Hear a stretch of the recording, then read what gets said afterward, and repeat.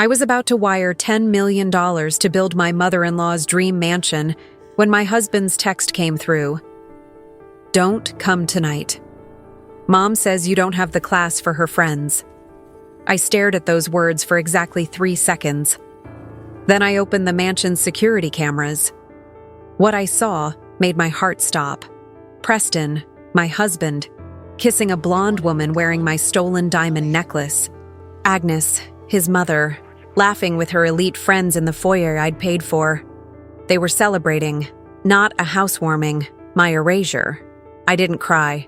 I canceled the $10 million transfer with one swipe. Then I opened the smart home app Preston didn't know existed and typed 4 words: protocol, intruder. Every light in that mansion flashed blood red.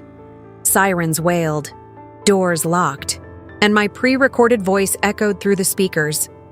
"This property belongs to Cross Holdings. The wire transfer has been revoked. You are trespassing. Police have been notified." I watched their faces drain of color through the cameras. Then the sprinklers activated. Full pressure, thousands of gallons, designer gowns ruined in seconds, Agnes's society friends screaming, clawing at locked doors. The police arrived 4 minutes later. I'd called them myself. Detective Morrison asked for proof of ownership. Preston had nothing, because the mansion was mine. Every beam, every tile, every lock that had just trapped them like rats. The blonde, Jessica, was arrested on the spot for wearing my stolen necklace. Grand larceny, real charges. As officers forced every soaking wet guest onto the street, I watched Agnes collapse on the lawn, ruined and screaming. Preston called me 17 times. I didn't answer once. Instead, I poured myself more wine and watched them shiver on the curb with nowhere to go.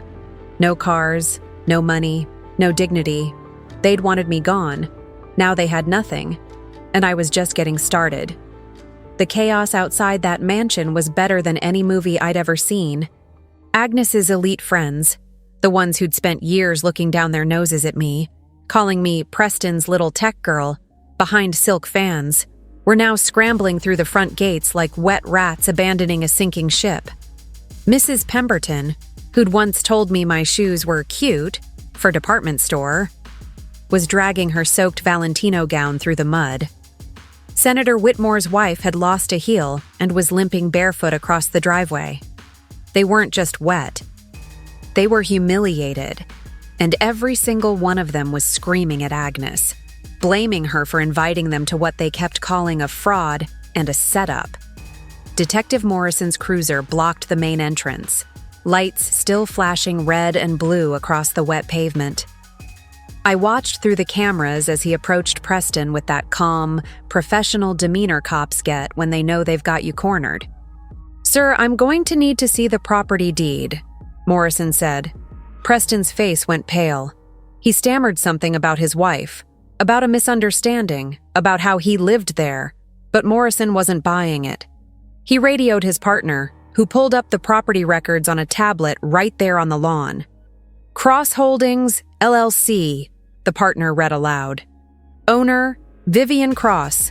No co-owners listed." The words hung in the air like a death sentence. Agnes let out this guttural scream, not elegant, not composed, just pure rage and panic, and lunged at Preston, slapping him across the face hard enough that I heard it through the audio feed. Jessica, the blonde homewrecker, was already in handcuffs by then. Morrison had recognized my necklace immediately from the photos I'd sent. Turns out filing a police report for stolen jewelry 2 months ago was the best investment I'd ever made. She was crying now, mascara running, begging Preston to do something, but Preston couldn't even look at her. He was too busy staring at the mansion, at the dark windows, the locked doors, the dream that had died in less than 15 minutes. The officers started clearing everyone out, one by one, citing trespassing on private property. No exceptions. Not for Agnes's tears, not for Preston's protests, not for the senator's wife's threats about knowing people. They all shuffled toward the street, dripping and broken, leaving puddles on my driveway. Morrison approached the main camera, the one by the front door, and looked directly into it. He knew I was watching. "Miss Cross," he said, his voice crackling through my iPad speaker. "Property is secure. All unauthorized persons have been removed. We've got one in custody for the necklace theft. Do you want to press charges against the others for trespassing?" I pressed the intercom button. "Not tonight, Detective," I said, keeping my voice steady, almost bored. "But please make sure they understand they're banned from this property permanently.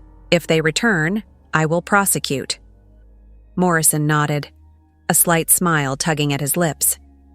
He'd always respected me, unlike my own husband. As the last police car pulled away, I zoomed the camera in on Preston and Agnes standing alone on the curb. The mansion loomed behind them, dark and silent now, like a mausoleum for their greed. Agnes was shaking, whether from cold or rage, I couldn't tell. Preston kept checking his phone, probably realizing that I'd blocked his number. They had no ride, no money. I'd already called the bank and frozen every joint account and credit card. No friends. Those had scattered the moment the sprinklers hit. Just each other and the cold night and the slowly dawning horror of what they'd lost. Agnes turned to Preston, and even without audio, I could read her lips. "Fix this." But there was nothing to fix. The house of cards had collapsed, and I was the one who'd pulled the foundation out from under them. I turned off the iPad, set it on my nightstand, and finished my wine. The Bordeaux tasted better than it had any right to. For 3 years, I'd bent myself into shapes I didn't recognize, trying to be enough for them. Enough class, enough grace, enough silence when Agnes made her cutting remarks or Preston forgot our anniversary again. I'd funded their lifestyle, paid their bills, and built them a goddamn palace, thinking that love was supposed to be sacrifice. But watching them stand there in the cold, with nothing, I realized something crucial. Love wasn't supposed to feel like disappearing. And I was done vanishing for people who'd never even seen me in the first place. The real question now was, how far would they fall before they hit bottom? 20 minutes after I turned off the cameras, my phone buzzed with a call from an unknown number. I almost didn't answer, but curiosity got the better of me. Vivian?" It was Preston, his voice cracking, calling from someone else's phone. "We need to talk. This has gone too far." I laughed. Actually laughed out loud. "Too far? Preston, you banned me from a party at a house I paid for. You stole my grandmother's necklace for your mistress. But sure, I'm the one who went too far." He started stammering about misunderstandings, about how Jessica was just a friend, about how the text was Agnes's idea. Always Agnes's fault. Never his. I let him talk himself in circles for about 30 seconds before I hung up. Then I blocked that number too. What I didn't know until later, until my private investigator sent me the photos, was where they ended up that night. The Starlight Motor Inn. A roach-infested roadside dump off Highway 9 that charged $43 a night and had a flickering neon sign missing half its letters. Agnes Cross, the woman who wouldn't be caught dead in anything less than 5-star luxury, was now standing in a parking lot that smelled like cigarettes and desperation, staring at a room with water-stained ceiling tiles and a TV that only got 3 channels. The PI's photos showed everything. Agnes's ruined Chanel gown, Preston's defeated slouch, the single room with 2 double beds and a bathroom door that didn't lock. This wasn't just a fall from grace. It was a plummet into hell. According to the night clerk, who my PI interviewed the next morning, the 3 of them walked in around midnight, soaked and shivering. Preston tried to pay with 4 different credit cards. All declined. Agnes tried hers. Declined. Jessica, still in my diamond necklace before the police took it, pulled out her own card. Also declined. They finally scrounged together $63 in cash from their pockets and purses, barely enough for one night plus the deposit for potential damages. The clerk said Agnes cried when she saw the room. Not elegant tears, ugly, choking sobs. Preston just sat on the bed and stared at the wall. And Jessica made a phone call, paced outside for 10 minutes, then came back in and started screaming. The PI managed to get audio from the room next door, a truck driver who was more than happy to record the chaos for $100. What I heard was better than any reality TV show. Jessica, her voice shrill and furious. You said you were rich. You said your wife was nothing, that you controlled everything. Preston, trying to calm her down. Baby, this is temporary. Once Vivian stops being crazy. Agnes, cutting him off. Once you stop being useless. I told you to get a post-nup 3 years ago. I told you to secure your assets. But no, you were too in love, too stupid. And then the sound of something breaking. A lamp, the PI guessed. Jessica's voice again. I'm done. You're broke. You're pathetic. And I'm not going to jail for a fake necklace. The door slammed. Footsteps across the parking lot. A car engine starting. Preston chased her outside. The PI's photos showed, running in his wet socks across the oil-stained pavement. Jessica, wait! I have cash! I have... But she was gone, taking the last $200 Preston had hidden in his wallet. The money he was probably planning to use for food. The truck driver's audio caught Preston's return to the room. The silence. Then Agnes's voice, cold and venomous. This is your fault? All of it. You couldn't control your own wife. You couldn't keep your mistress quiet. You couldn't even keep us out of a motel. Preston's response was barely a whisper. I'll fix it, Mom. I promise. But even through the crackling recording, I could hear it. The defeat. The hopelessness. The dawning realization that there was nothing left to fix. I listened to that audio 3 times, sitting in my penthouse with a glass of wine, and I felt nothing. No guilt. No second thoughts. Just a cold, satisfied certainty that they'd earned every single moment of this. They wanted me gone. They got their wish. They just didn't realize I'd take everything with me when I left. The PI's final note in his report made me smile. Subject Preston attempted to call from the motel's payphone at 2:47 a.m. Number dialed was registered to Vivian Cross. Call duration, 0 seconds. Presumed blocked. He'd tried to reach me in the middle of the night, desperate and broken, probably rehearsing some apology. But my phone never rang. Because people who erase you don't get second chances. They get exactly what they deserve. And Preston's nightmare was only beginning. The next morning, I woke up to 17 missed calls from Preston's mother's phone and a voicemail that was just Agnes screaming incoherently for 3 minutes straight. I deleted it without listening to the whole thing. Then I made myself a cappuccino, opened my laptop, and did what I should have done 3 years ago. I looked at my marriage with clear eyes. The truth was brutal. I'd built Crosstech from nothing. A one-woman startup in a garage that turned into a $70 million software empire. And Preston was a brand consultant. I'd met at a networking event who'd been unemployed for 8 months when we started dating. His big credential was a marketing degree from a mid-tier state school and a LinkedIn profile full of buzzwords like synergy and disruptive innovation. I'd convinced myself he was brilliant, that he just needed the right opportunity. So I gave him one. I put him on Crosstech's payroll as a strategic advisor at $120,000 a year. What did he do? He showed up to the office 3 times a week, ate catered lunches, and played golf with potential clients who never signed contracts. He didn't write code, didn't manage teams, didn't close deals. He was, in the most literal sense, decorative. A handsome face in expensive suits that I'd paid for, playing the part of successful husband while I worked 18-hour days to keep the lights on. And I'd let it happen because I was so desperate to believe that someone could love me for more than my bank account. God, I was naive. But here's the thing about building an empire. You learn to think strategically. And around 9 a.m., while Preston was probably still sleeping in that disgusting motel, I realized he'd made a critical mistake. He still had emergency access to Crosstech's financial systems. A legacy from 2 years ago when I'd had emergency surgery and needed someone to approve payroll if I was unconscious. I'd never revoked it, which meant that right now, desperate and stupid, Preston might try to do something incredibly illegal.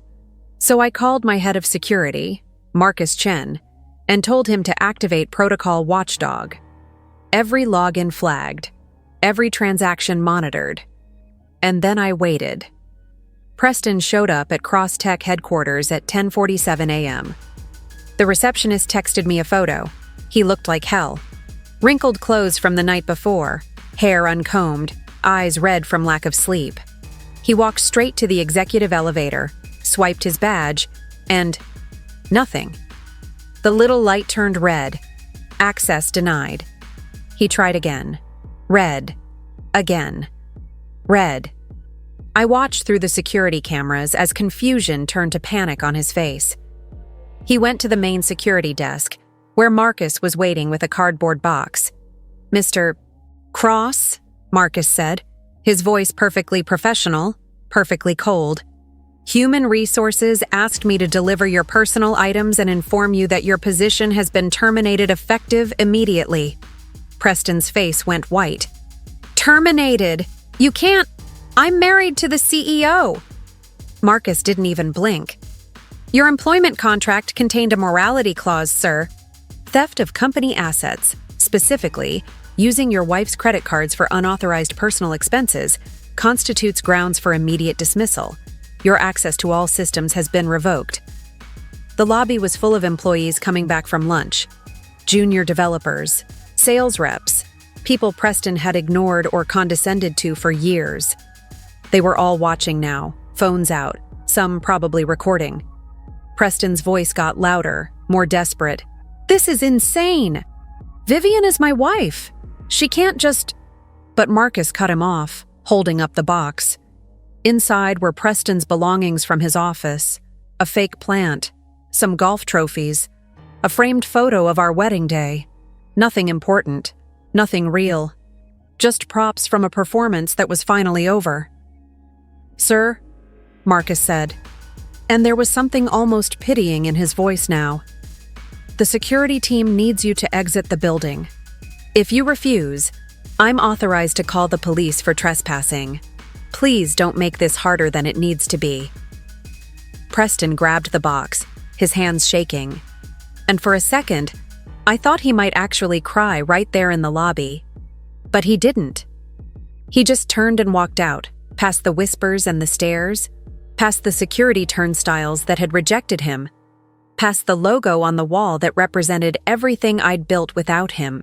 The automatic doors closed behind him with a soft hiss. And just like that, Preston Cross was erased from Crosstech, like he'd never existed at all, like he'd always been nothing. I watched from my office on the 14th floor as he stood on the sidewalk, holding that pathetic cardboard box, staring up at the building. Did he finally understand? That this empire wasn't ours. It was mine. That every dollar, every success, every brick of this company had been built on my sweat and my brilliance while he coasted on my generosity.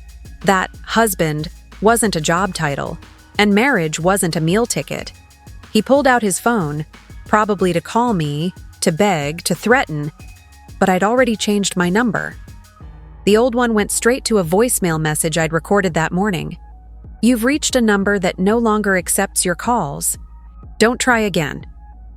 Preston stood there for 5 more minutes, then finally walked away, shoulders slumped, carrying his box of worthless memories. And I felt something I hadn't expected.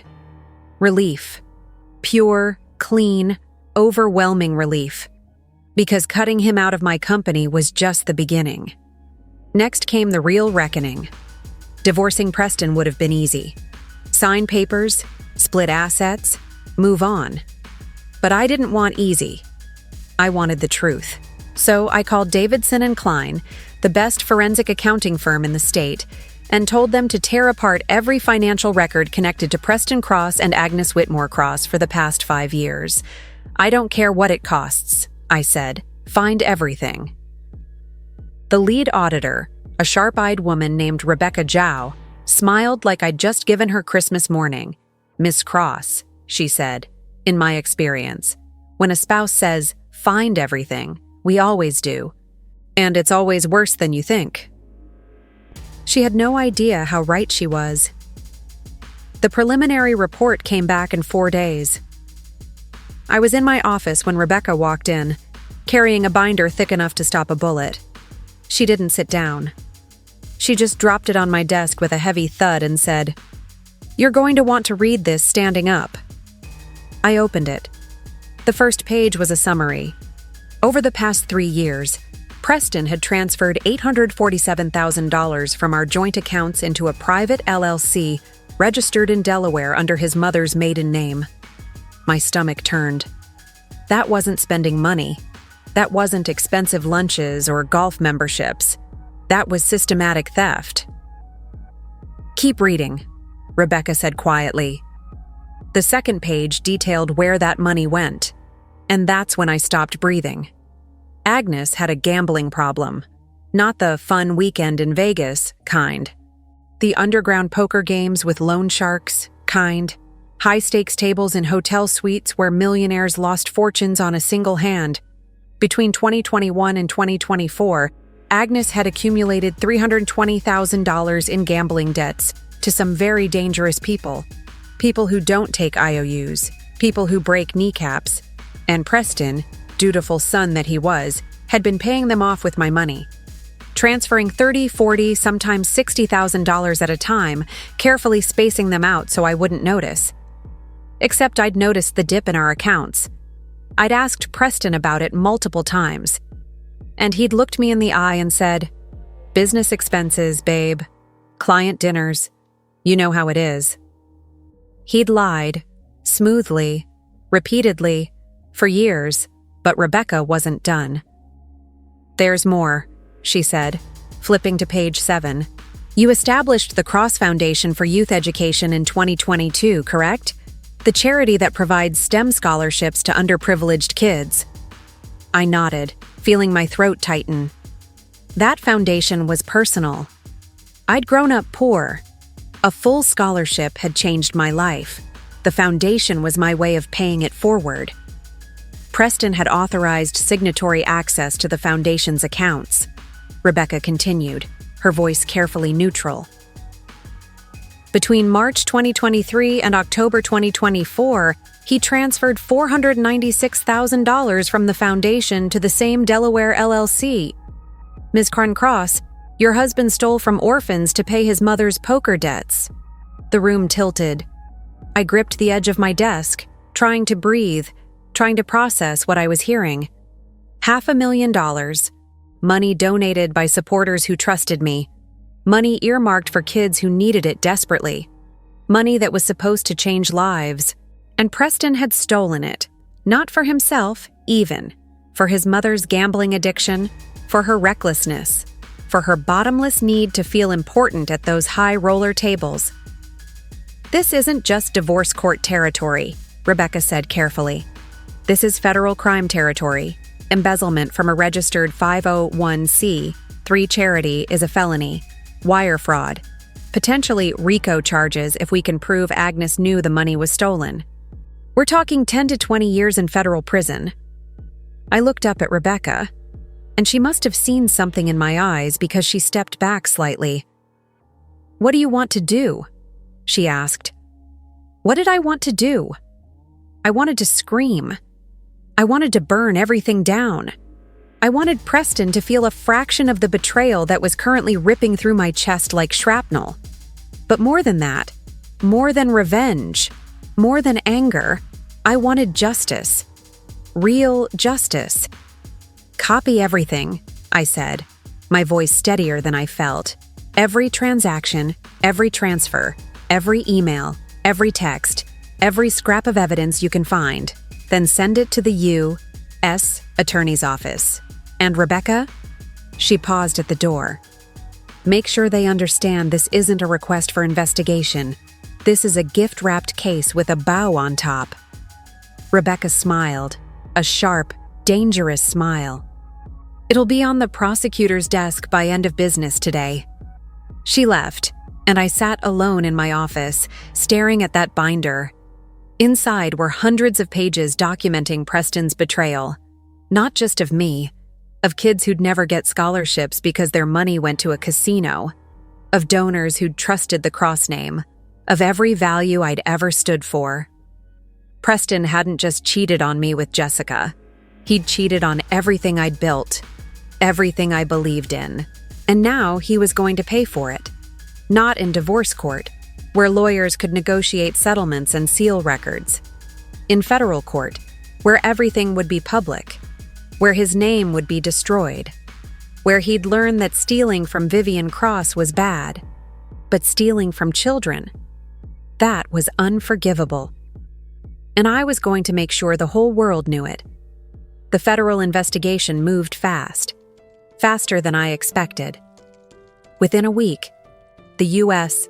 Attorney's Office had opened a formal case.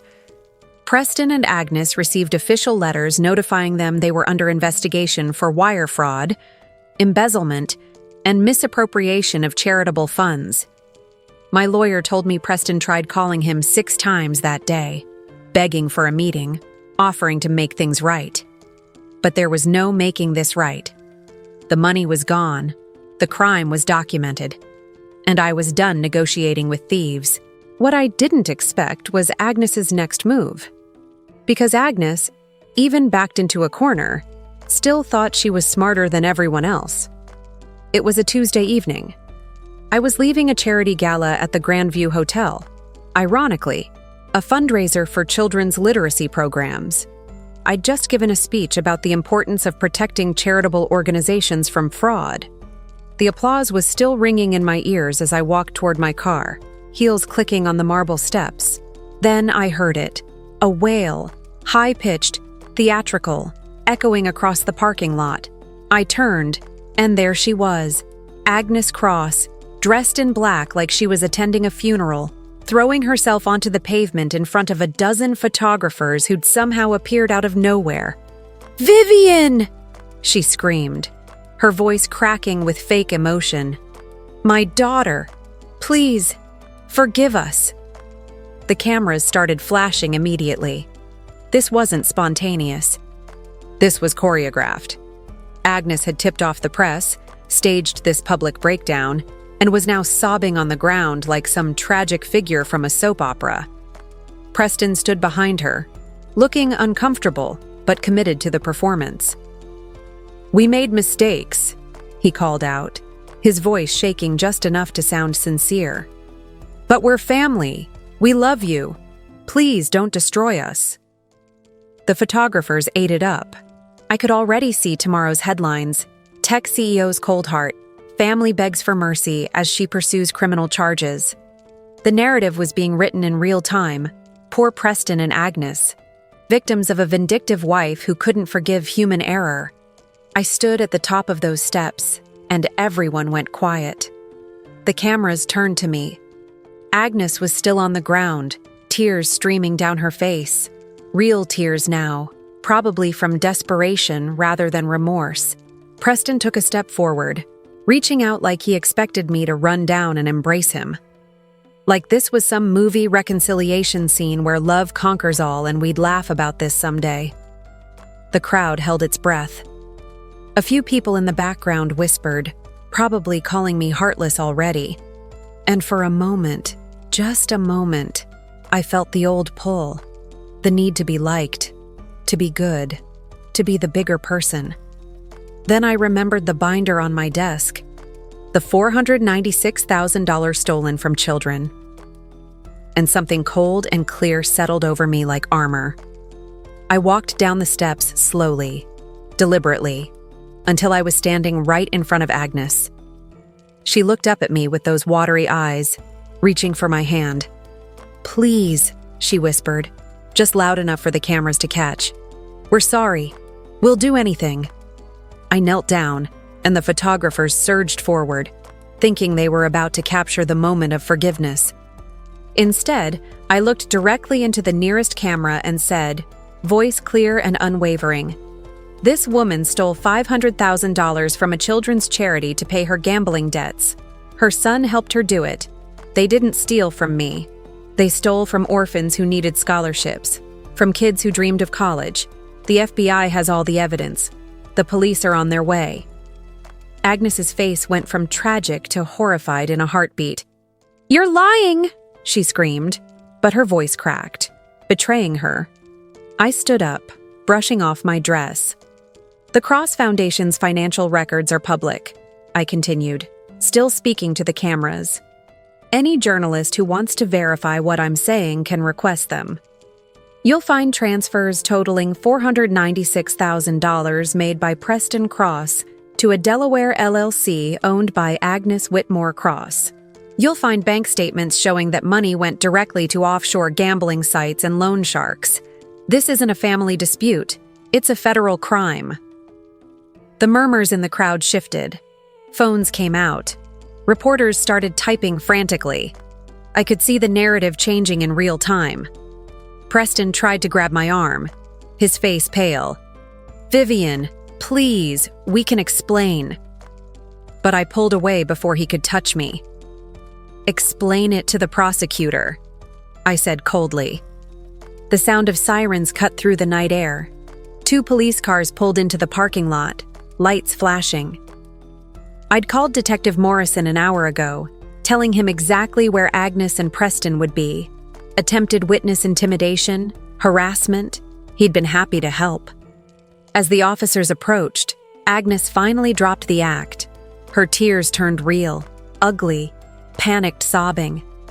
"You can't do this," she screamed at me. "We're family." I looked at her. This woman who'd spent 3 years making me feel small, who'd called me classless, who'd literally stolen from children, and I felt absolutely nothing. "Family doesn't steal from each other," I said quietly. "And you're not my family anymore. You never were." The officers escorted them away, and the cameras captured every second. Agnes screaming, Preston silent and defeated, and me, standing alone under the hotel lights, watching the performance finally end. Tomorrow, the world would know the truth, and there would be no coming back from this. The divorce hearing was scheduled for a cold Monday morning in February, 3 months after the mansion incident. I walked into that courtroom wearing a charcoal Tom Ford suit and the confidence of someone who'd already won. Preston sat at the defendant's table with his court-appointed lawyer. He couldn't afford a private attorney anymore, looking like a ghost of the man I'd married. Thinner, grayer, broken. Agnes sat in the gallery behind him, her designer clothes replaced with a dated blazer that screamed borrowed. The federal charges were still pending, but today was about the divorce, and Preston, in a move that shocked absolutely no one who knew him, was asking for alimony. His lawyer stood up, a nervous young public defender named Mills who looked fresh out of law school. "Your Honor," Mills began, shuffling papers, "my client requests spousal support in the amount of $15,000 per month. During the marriage, Mr. Cross became accustomed to a certain lifestyle that Mrs. Cross provided. He sacrificed his own career opportunities to support her business endeavors and my lawyer, Catherine Reeves, a 60-year-old shark who'd never lost a case, actually laughed out loud. The judge, a stern woman named Patricia Kowalski, raised an eyebrow. "Mrs. Reeves, do you find something amusing?" Catherine stood, and I swear the temperature in the room dropped 5 degrees. "Your Honor, I find it amusing that Mr. Cross believes he's entitled to be rewarded for embezzling nearly $1 million from his wife and her charity." Mills tried to object, but Catherine was already moving, pulling documents from her briefcase like a magician revealing cards. "Your Honor, I'd like to submit Exhibit A, forensic accounting records showing that Preston Cross transferred $847,000 from joint marital accounts to a shell company owned by his mother between 2021 and 2024. She slapped the binder on the table. Exhibit B, federal investigation documents showing that an additional $496,000 was stolen from the Cross Foundation, a registered 501c3 charity, to pay Agnes Cross's gambling debts. Another binder. Exhibit C. Police reports documenting that Mr. Cross's mistress, Jessica Hartley, was arrested wearing Mrs. Cross's stolen diamond necklace, valued at $340,000, on the night Mr. Cross attempted to prevent his wife from attending an event at a property she solely owned. The courtroom was dead silent. Even the court reporter had stopped typing. Judge Kowalski leaned forward, her eyes fixed on Preston. "Mr. Cross, did you steal from your wife's charity?" Preston opened his mouth, closed it, looked at his lawyer. Mills whispered something, but Preston just shook his head. I was helping my mother. She was in trouble. I didn't think—" "You didn't think it was stealing," the judge interrupted, her voice sharp. "You transferred $500,000 from a children's charity to pay gambling debts, and you didn't think that was stealing." Preston's face flushed red. "It was a loan. I was going to pay it back." But Catherine was ready. "Your Honor, Mr. Cross has been unemployed since November of last year when Cross Tech terminated his position. He has no assets, no income, and no means to repay the stolen funds. This wasn't a loan, it was theft." The judge sat back, and I could see the disgust on her face. She'd probably seen 1,000 messy divorces, but this one was special. "Ms. Reeves," Kowalski said slowly, "what is your client seeking?" Catherine smiled. "Mrs. Cross seeks a full divorce with no spousal support awarded to Mr. Cross. Additionally, she seeks restitution in the amount of $2 million, covering the stolen funds, legal fees, and damages to the Cross Foundation's reputation. Mrs. Cross is also requesting that both Preston Cross and Agnes Whitmore Cross be held jointly liable for this debt." Mills jumped up. "Your Honor, that's impossible. My client doesn't have $2 million. He'll never be able to pay that back." Catherine didn't miss a beat. "Then he'll face the consequences. Your Honor, Mrs. Cross is prepared to pursue asset seizure and, if necessary, criminal restitution through the federal case." Judge Kowalski flipped through the documents, her expression growing darker with every page. Finally, she looked up. "Mr. Cross, I've been a family court judge for 19 years. I've seen vindictive spouses. I've seen gold diggers. I've seen people lie under oath. But I have never seen someone steal from children's charity and then have the audacity to ask for alimony." She slammed her gavel. "Divorce granted. No spousal support. Mr. Cross and Mrs. Agnes Cross are jointly ordered to pay restitution of $2 million to Mrs. Vivian Cross within 90 days, or face asset liquidation and potential criminal contempt charges. Furthermore, I'm forwarding this case file to the UIS, Attorney's Office, to ensure the federal investigation proceeds with full cooperation from this court." The gavel came down again. "We're adjourned." Preston's face went white. Agnes let out a strangled sound from the gallery. $2 million, 90 days. They didn't have $2,000 between them, let alone $2 million. Catherine gathered her files, leaned over to me, and whispered, "They'll never pay it, which means we get to seize everything they have left." I nodded, watching Preston slump in his chair, his lawyer trying uselessly to console him. This wasn't just a divorce. It was an execution, a public, legal, irreversible destruction of everything Preston and Agnes had tried to build on my back. And as I walked out of that courtroom, past the reporters, past the photographers, past Agnes, who was sobbing in the hallway, I felt something I hadn't felt in years. Vindicated. Completely, utterly vindicated. They'd wanted my money. Now they owed me everything, and I was going to collect every single penny. The liquidation sale happened on a gray Thursday morning in March. Everything Preston and Agnes owned, and I mean everything, was laid out on tables in a public auction house on 5th Street. The kind of place where estate sales happen after someone dies and the family wants to cash out fast. Except Preston and Agnes weren't dead. They were very much alive, sitting in the back row, forced by court order to watch their lives get sold to the highest bidder. I didn't attend in person. I didn't need to. My lawyer sent me live updates with photos, and honestly, that was better than being there. Because watching them suffer from a distance meant I could enjoy my coffee while their world burned. Agnes's jewelry went first.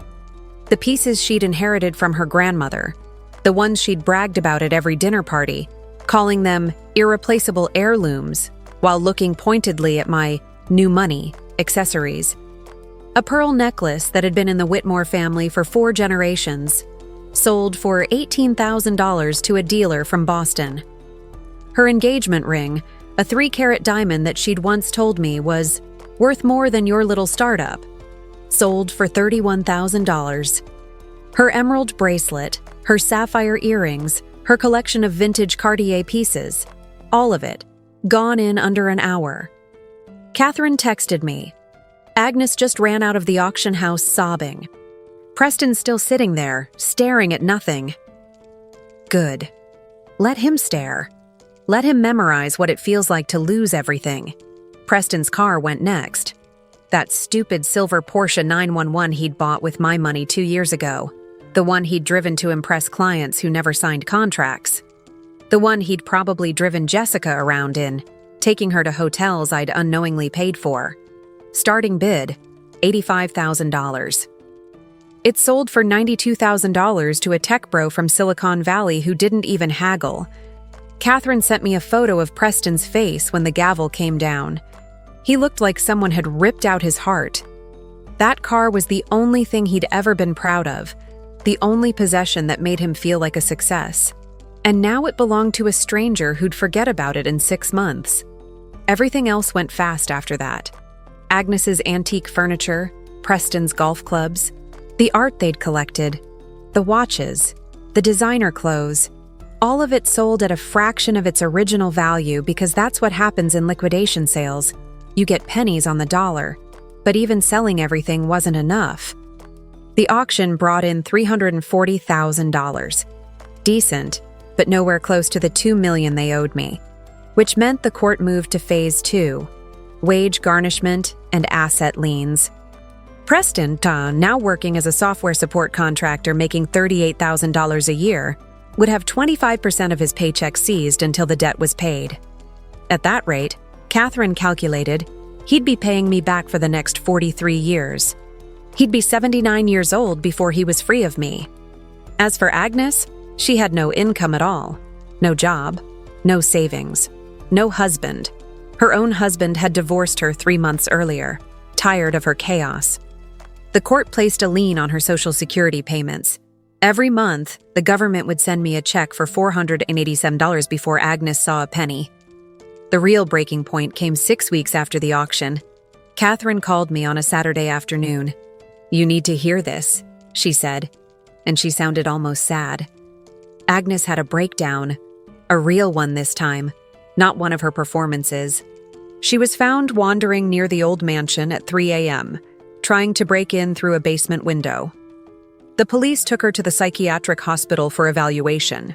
She's been diagnosed with severe depression and early-stage dementia, possibly accelerated by stress. I should have felt something. Sympathy, guilt, something human. But I didn't. I just felt tired. "What happens now?" I asked. Catherine sighed. "She's being transferred to a state-assisted care facility. Clearwater Village. It's not nice, Vivian. Shared rooms, Medicaid patients. The kind of place Agnes would have rather died than seen the inside of." I looked it up after we hung up. Clearwater Village. A gray concrete building on the edge of town with peeling paint and chain-link fences. 1 star on Google reviews. Residents complaining about cold food, indifferent nurses, and rooms that smelled like decay. Agnes Whitmore Cross, the woman who'd sipped champagne with senators and refused to drink anything that cost less than $200 a bottle, would spend her final years in a place where the dinner special was Salisbury steak and canned green beans. Her society friends had abandoned her completely. No visits, no calls, no flowers. Turns out when you're broke and disgraced, the elite don't return your messages. Preston tried to visit her once, Catherine told me. Agnes didn't recognize him. She thought he was a nurse and asked him to bring her more pudding. And Preston? Preston was still out there, still breathing, still working his little contractor job from a studio apartment in the worst part of town. But he wasn't living. He was existing. A ghost of a man who'd had everything and lost it all because he couldn't stop being greedy. Catherine's last update came with a photo. Preston at a bus stop, holding a briefcase that looked 20 years old, waiting in the rain because he couldn't afford a car anymore. His hair was thinner, his shoulders were slumped. He looked 60, not 42. "Is this enough?" Catherine asked me quietly. "Have they fallen far enough?" I thought about that question for a long time. Was it enough? They'd lost their money, their dignity, their future.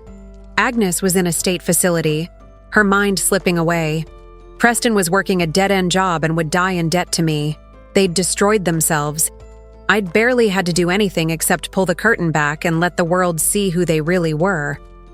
"Yeah," I finally said, "it's enough." But even as I said it, I knew the truth. No amount of revenge would give me back the 3 years I'd wasted on them. It would never erase the humiliation or the betrayal. But watching them fall, watching them lose everything they'd valued more than me, that was something. That was closure. And sometimes, closure is the best revenge you can get. The mansion sat empty for 8 months.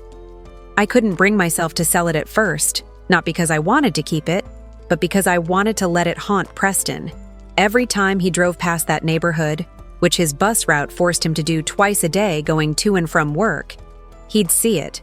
Dark windows, locked gates, a $10 million monument to his greed and his failure. My property manager sent me security footage once of Preston standing at the gate at midnight, just staring at the house like a ghost visiting his own grave. He stood there for 20 minutes in the rain before finally walking away. I didn't feel bad for him. I felt vindicated. But eventually, I decided to let it go. Not for closure, I'd already gotten that, but because keeping an empty mansion out of spite was the kind of thing Agnes would do. And I wasn't her. I listed it with a private broker, no public showings, and within 3 weeks, I had an offer. $12 million, cash. A Saudi investor who wanted a West Coast property for his daughter who was attending Stanford. He didn't care about the history, didn't care about the drama. He just wanted a beautiful house in a good neighborhood, and that's exactly what I gave him. The sale closed on a Friday. By Monday morning, I was $2 million richer than I'd been before this nightmare started. Funny how that worked out. I took some of that money and did something I'd been dreaming about since the divorce was finalized. I donated $2 million to the Cross Foundation, replacing every penny Preston had stolen, plus interest. Then I donated another $1 million on top of that. The scholarship program that had been on hold for 18 months was back up and running, bigger than before. 30 kids got full rides to college that year. 30 futures that almost got destroyed by Preston's theft. The foundation's board wanted to throw me a gala, make speeches, put my face on the website. I said no. The donation was anonymous, because this wasn't about me being a hero. It was about making things right. About proving that one person's evil doesn't get to win. 6 months after the mansion sale, I was celebrating a major cross-tech acquisition at Lumiere, the most expensive restaurant in the city. The kind of place where reservations take 3 months and the wine list has bottles older than I am. I'd brought my executive team, the people who'd actually built the company with me, who'd worked 80-hour weeks and believed in the vision. We were laughing, toasting, riding the high of a $50 million deal I'd just closed. I handed my keys to the valet and went inside. Didn't think twice about it. 2 hours later, dessert was finished, contracts were signed, and I was floating on champagne and success. I walked outside, handed the valet my ticket, and waited. The sound of an engine. My midnight blue Tesla pulled up to the curb, freshly washed and gleaming under the restaurant's lights. And then I saw him, Preston, wearing a cheap red valet vest that was 2 sizes too big, his hands shaking slightly as he opened my door. He didn't look up, didn't meet my eyes, just stood there, holding the door, waiting for me to get in like I was any other customer. For a second, I thought about saying something cruel, something cutting, something that would make him feel as small as he'd made me feel that night. He texted me not to come, but when I really looked at him, at the gray in his hair, the defeat in his posture, the way he couldn't even meet my eyes, I realized he was already living in his own personal hell. Anything I said would be redundant. I slid into the driver's seat. Preston closed the door gently, like he was afraid to make too much noise. Then he just stood there, waiting, because that's what valets do. They wait for tips. I reached into my purse and pulled out a $100 bill. Way more than necessary. I rolled down the window and held it out. Preston finally looked at me then, and for just a second, I saw everything in his eyes. Shame, regret, the distant echo of a man who used to think he was important. He took the money with trembling fingers. "Thank you," he whispered. His voice cracked. I put the car in drive, and before I pulled away, I said it. The thing I'd been saving for a moment, exactly like this. "You know, Preston, the service here really has improved since you started working. There's something about a man who's finally learned his worth." I didn't wait for his reaction. I just drove away, watching him shrink in my rearview mirror until he was nothing but a red dot under the restaurant lights. And as I drove through the city, my city, the one I'd conquered while he'd been busy stealing from me, I felt it, the final piece clicking into place. The weight I'd been carrying for 3 years finally lifting off my shoulders. Preston wasn't my husband anymore. He wasn't my problem. He wasn't even my enemy. He was just a stranger in a valet vest, parking cars for the kind of people he used to pretend to be. And me? I was free. Completely, utterly, beautifully free. Free to build. Free to succeed. Free to be exactly who I was without shrinking myself for people who'd never deserved me in the first place. I turned up the music and drove toward my penthouse, toward my empire, toward a future that belonged entirely to me. And I never looked back. 3 years later, I'm standing on the balcony of my new penthouse, watching the sunset paint the city gold. Crosstech just went public. Our IPO raised $300 million, and my personal net worth hit $500 million. Forbes called me one of the top 10 self-made women in tech. The foundation has sent over 200 kids to college. And me? I'm dating a neurosurgeon who thinks my ambition is sexy and has never once asked me to make myself smaller. Life didn't just get better after Preston. It got extraordinary. Because turns out, when you stop carrying dead weight, you can fly. I never saw Preston again after that night at the restaurant. I heard through the grapevine that he moved to a different city, changed his name, tried to start over. Good for him, I guess. Agnes passed away 2 years ago in that state facility. I didn't go to the funeral. I sent flowers, white roses, expensive ones, with a card that said, "You were right. I never did have class. I had something better. Self-respect." I don't know if anyone read it to her before they buried her. I don't really care. Some stories don't need neat endings. They just need to end. People ask me sometimes if I regret how it all went down, if I feel guilty about destroying them so completely, and honestly, no. Not even a little bit. They wanted my house, my money, and my absence. I gave them exactly what they asked for, my absence. And with it, I took everything that was mine, my dignity, my power, my future. They made their choices. They stole from children. They humiliated me. They tried to erase me. And when I fought back, I didn't fight dirty. I fought smart. I used the truth. I used the law. I used the empire I'd built with my own 2 hands. And that's not revenge. That's justice. So here's what I learned from marrying Preston Cross and surviving Agnes Whitmore Cross.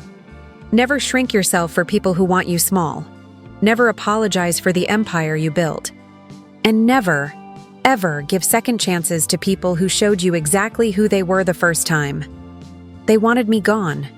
They got their wish. I left. And I took everything with me. My money, my power, my life. And I've never been happier. Because at the end of the day, the best revenge isn't destruction. It's living so well that they become a footnote in your success story. Preston who? Exactly. But you know what's wild? I used technology to expose my husband's betrayal and reclaim my life. The next story, it's about a secret that technology couldn't hide. A secret buried for 2 decades under lies and pills and a father's unforgivable crime. Imagine living 20 years believing your son died in a fire.